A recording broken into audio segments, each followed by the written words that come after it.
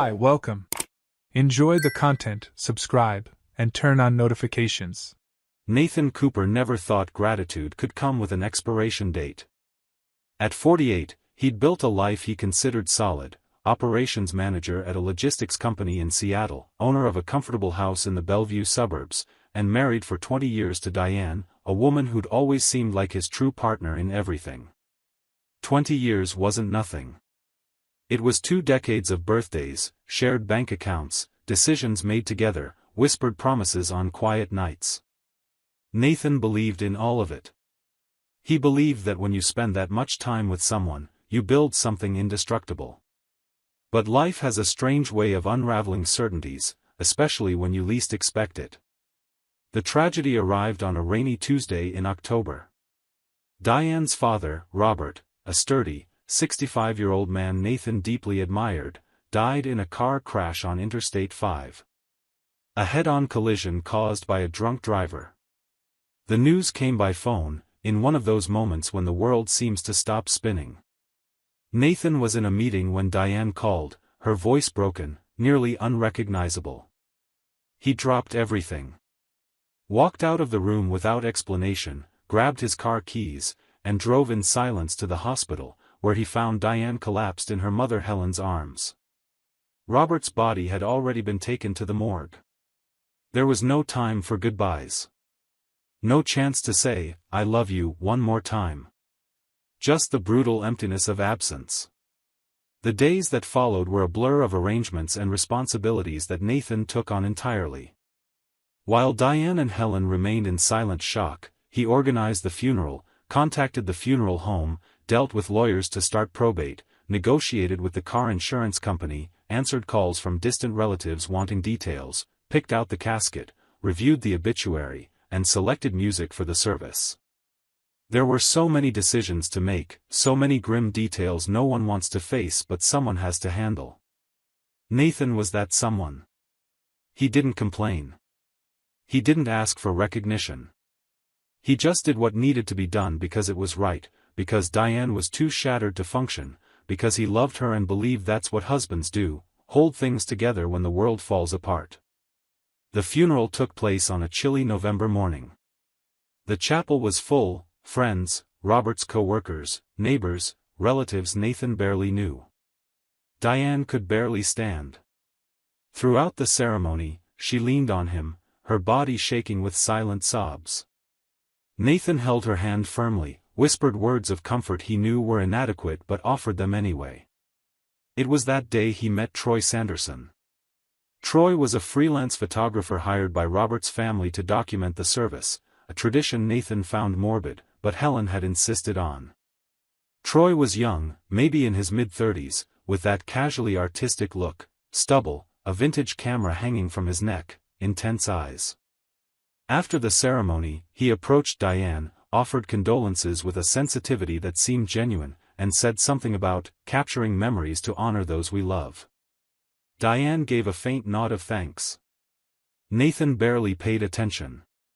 Just another face in the crowd offering hollow sympathy. The next 6 months were the hardest of their marriage. Diane spiraled into deep depression.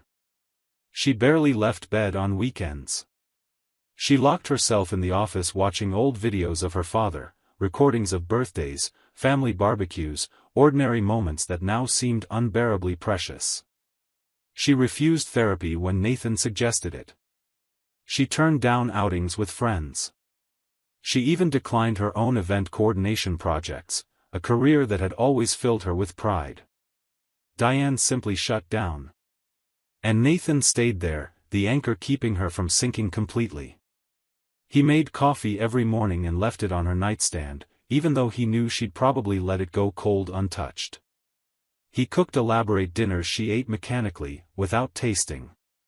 He listened to the same stories about Robert repeated dozens of times, always nodding, always saying, "I know, sweetheart, I know." Nathan never once complained. Never showed impatience. Never asked for anything in return. He believed real love was exactly this: staying when everything collapses, offering presents when words aren't enough. But then, as if someone had flipped a switch inside her, Diane changed. It was sudden, almost disorienting. One May morning, she woke early, put on workout clothes, and announced she was returning to the gym. Nathan was surprised but relieved. Over the next few days, Diane started dressing more carefully again. She wore makeup again, perfumes he hadn't seen in months, clothes that accentuated her figure. She smiled at her phone at random moments, quietly laughing at messages he never saw. She began accepting event projects she'd turned down during her morning. On Saturdays, she'd leave in the morning saying she was meeting the girls for brunch or coffee. Nathan felt grateful. He thought that finally, after carrying the weight alone for half a year, his wife was coming back to life. He wanted to believe all that love and patience had been worth it. The discovery came on an ordinary Tuesday.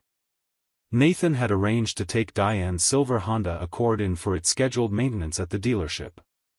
Before leaving, he decided to clean the interior, picked up empty coffee cups, granola bar wrappers, small bits of clutter that had built up. That's when, pushing the driver's seat forward to vacuum the back, something fell from under the seat.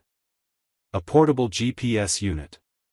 Nathan picked it up, puzzled. They always used their phone's GPS and had never seen the need for a separate device. Curious, he turned it on. The battery still held a charge. He navigated to the route history and felt his stomach twist. There was a residential address in Fremont, a neighborhood in North Seattle Nathan didn't recognize and had no connection to their lives, repeated 15 times over the past 2 months. The dates stood out, always Tuesday and Thursday mornings. Exactly the days Diane said she was going to the gym. Nathan felt a cold shiver run down his spine. He grabbed his phone, copied the address, and opened Google Maps. It was an ordinary house, nothing special. But the fact that Diane had gone there so many times, always on the same days, always lying about where she was undeniable. He could have confronted her directly. He could have waited to gather more evidence. But Nathan Cooper wasn't the type to hesitate when his gut was screaming. That same morning, he called a private investigation agency a coworker had recommended years earlier, during an unpleasant internal theft case at the company. The investigator, an experienced guy named Paul Hendricks, answered on the second ring. Nathan explained the situation in a calm, professional tone, as if discussing logistics rather than the possible implosion of his own marriage. Paul said he could get quick results. He asked for the address, a photo of Diane, details about her routine. Nathan sent everything by email. Paul promised a reply by late afternoon. The next few hours were silent torture. Nathan went home, pretended everything was normal, and ate reheated soup alone for lunch. Diane had left early, saying she had a client meeting to plan a corporate event. Nathan glanced at the clock every 15 minutes, unable to focus on anything. He thought about calling her, confronting her over the phone, demanding the truth.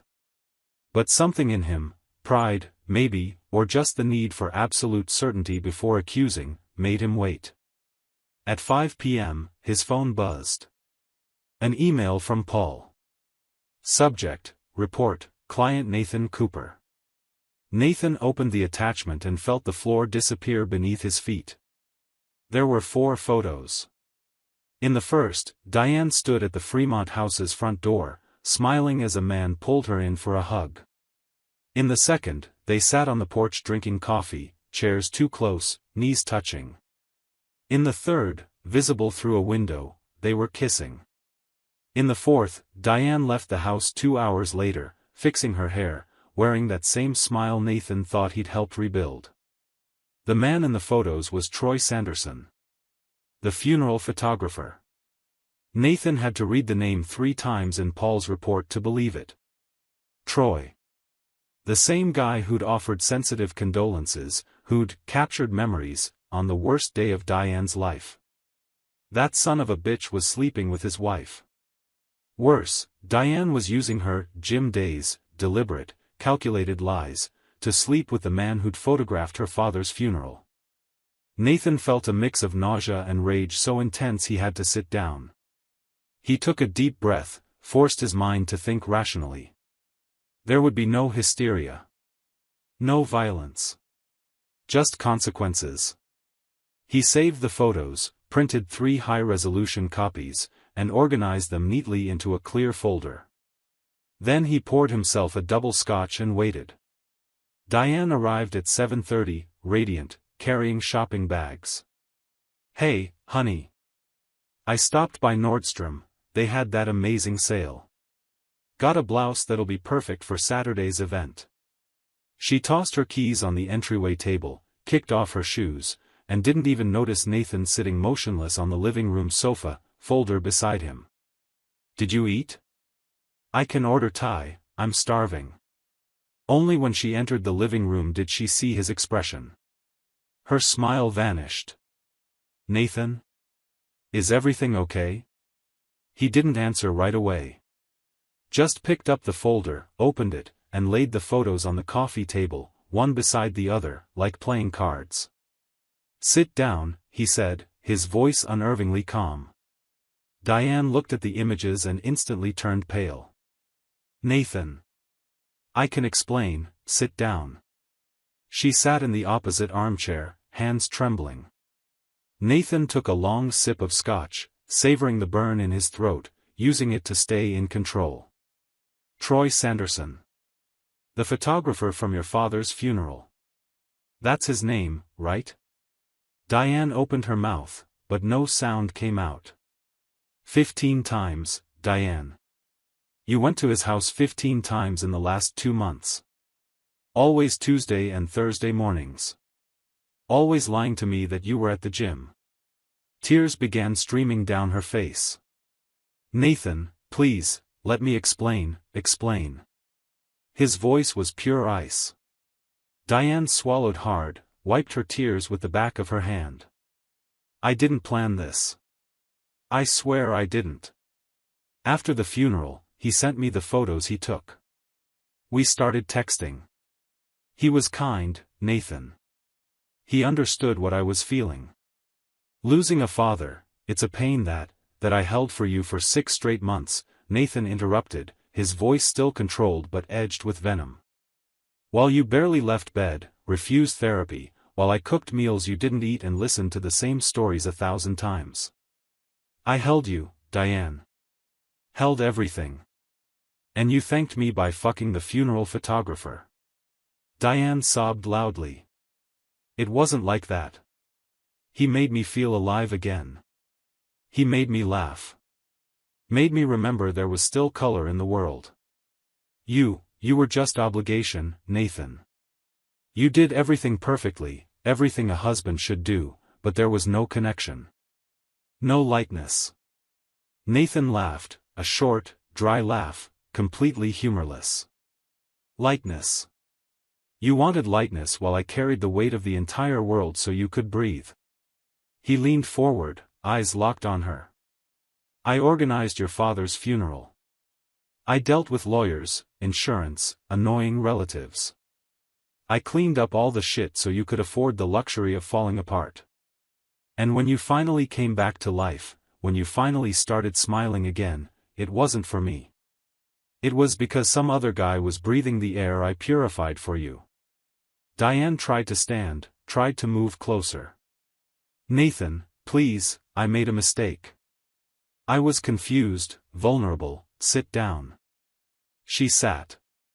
Nathan finished his scotch, set the empty glass on the table with exaggerated care. "Tomorrow morning, you'll call a divorce lawyer. I've already called mine. We'll end this as civilly as possible, but I'll make one thing clear, I have these photos. I have the investigator's report. I have documented proof that you lied systematically, broke marital trust, and used our time, our money, and our life to keep an affair with another man. In Washington state, infidelity can affect asset division. I hope those afternoons with Troy were worth it, because they're going to cost you." Diane was crying uncontrollably now. "What if I end it with him? What if I promise never again? Do you really think I'd believe any promise coming out of your mouth right now?" Nathan stood, grabbed his car keys. I'm sleeping at a hotel tonight. I'll come back tomorrow for some things. I suggest you use this time to figure out how you'll explain this to your mother, our friends, your clients who trust you as an event coordinator. Because I won't lie for you. I won't protect your reputation. You destroyed 20 years of marriage. Now you'll bear the consequences. He walked to the door, paused, turned one last time. And Diane? I sincerely hope Troy was worth every second. Because you just traded a man who would have died for you for some guy who won't even have the guts to stand by you when shit hits the fan. And he left, closing the door gently behind him, leaving Diane alone with her tears and the weight of what she'd done. The divorce process was swift and brutal. Nathan showed no mercy. He handed every piece of evidence to his lawyer, who built a solid case based on proven infidelity and breach of marital trust. Though Washington is a no-fault divorce state, infidelity can influence asset division when there's evidence of bad faith and misuse of marital resources to sustain an affair, and there was plenty of evidence. Text messages between Diane and Troy, obtained by Nathan through a court order requesting carrier records, revealed Diane had used their joint credit card to buy Troy gifts, pay for romantic dinners, even book a weekend getaway in Cannon Beach she'd told Nathan was a work retreat. Every transaction was catalogued, every lie documented. The judge, reviewing the case, showed Diane little sympathy. The Bellevue house, valued at $750,000, went to Nathan. Joint savings, about $200,000 accumulated over 20 years, were split 70-30 in Nathan's favor. Diane was denied spousal support, a claim her lawyer tried to argue but was rejected due to the nature of her betrayal and her own independent income as an event coordinator. The whole process took 4 months. 4 months of tense hearings, cold mediations, and averted eyes. Throughout it all, Nathan showed no weakness. He kept his composure, his focus, his dignity. But the consequences for Diane went beyond legal matters. The story leaked, not because Nathan spread it deliberately, he didn't need to. Mutual friends asked questions. Diane's mother, Helen, demanded answers when Nathan came to say goodbye, telling her he'd always respect her but could no longer be part of the family. When Helen learned the truth, she was devastated, not just by the betrayal, but by the timing. You cheated on the man who held you when Robert died? Who handled everything so you and I could grieve in peace? Helen never looked at her daughter the same way again. Their shared social circle fractured. Many friends, especially those who'd witnessed Nathan's devotion during Diane's mourning, sided with him. Diane's clients began canceling contracts, not necessarily because of the affair itself, but due to perceived lack of personal integrity, as one client put it when explaining why she was taking her 50th birthday event elsewhere. If you can lie to your husband for months, how can I trust you'll be honest with me about budgets and deadlines? The logic was flawed, but reputation is fragile, and Diane learned that the hard way. And Troy? Troy Sanderson vanished as quickly as he'd appeared. When the divorce proceedings began and it became clear Nathan had concrete proof and was willing to go public if necessary, Troy panicked.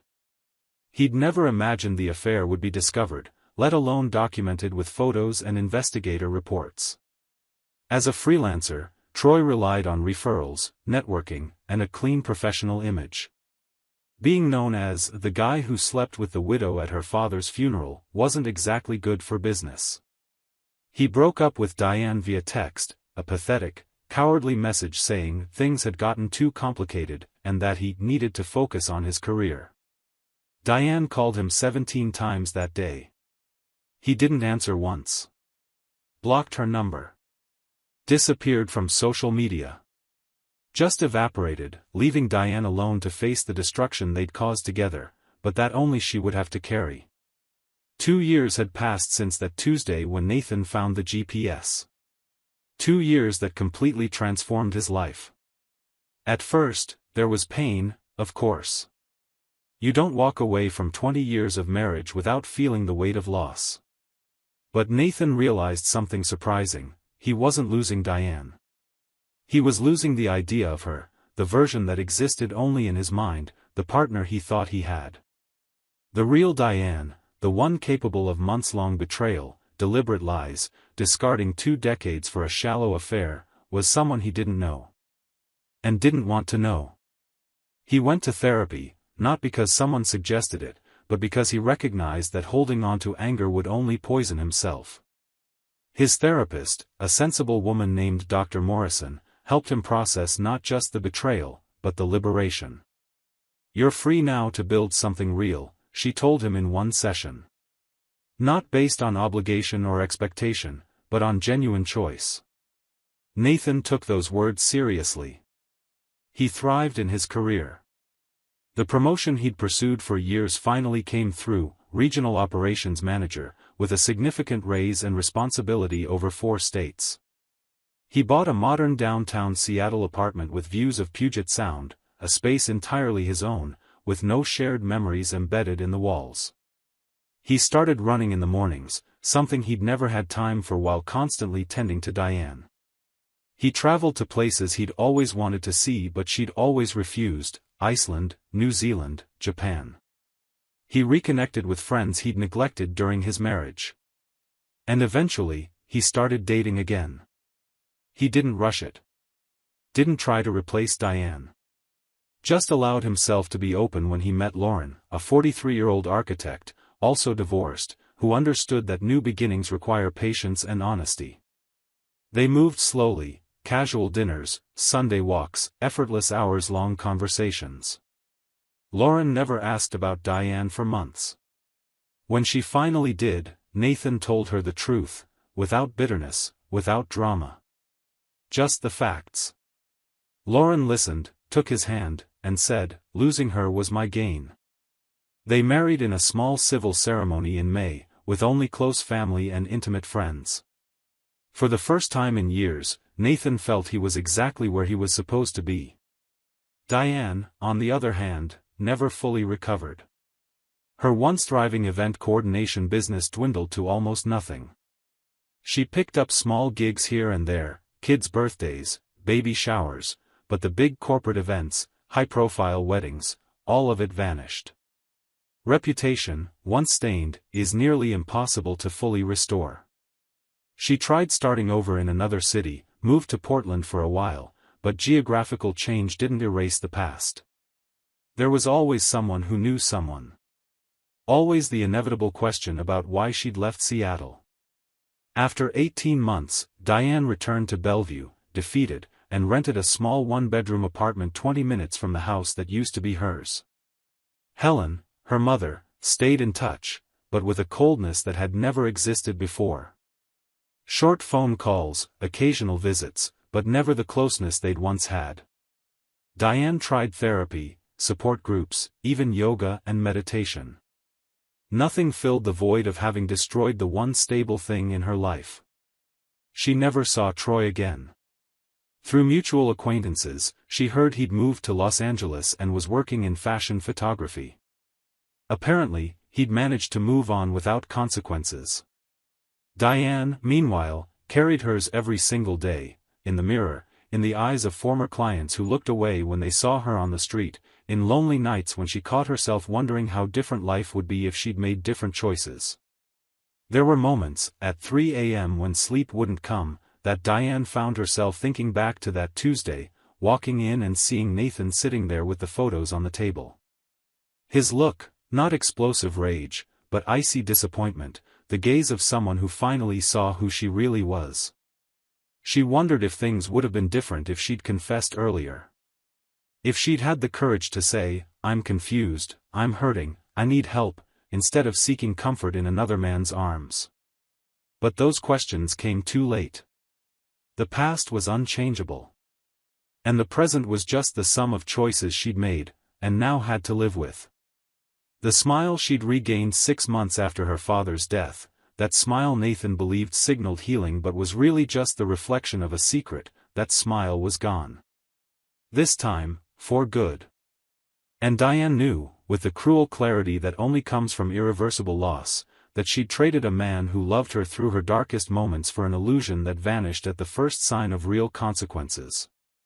She hadn't just betrayed a husband, she'd betrayed the only man who stood by her when she needed him most. And that realization, more than any divorce settlement or ruined reputation, was the punishment she'd carry for the rest of her life. Nathan never thought of Diane with anger again. Sometimes, when Lauren asked how he could be so at peace with it all, he answered honestly, "Anger gives power to someone who doesn't deserve it." She made her choice. I made mine. Now we're both living with the consequences. The difference is, I built something new. She just destroyed. And it was true. Nathan built a new life, authentic, free of the burden of carrying someone who never asked to be carried yet never thanked him either. He was happy. Genuinely happy. And that, more than any elaborate revenge or cruel words, was his real victory. Because in the end, the best thing you can do for someone who betrays you isn't to punish them. It's simply to thrive without them. And Nathan thrived. While Diane merely survived, forever carrying the weight of having lost the only man who truly loved her, not because of who she was, but in spite of it. Thank you for watching the video. If you enjoyed it, don't forget to subscribe to the channel and turn on notifications so you won't miss any updates. See you next time.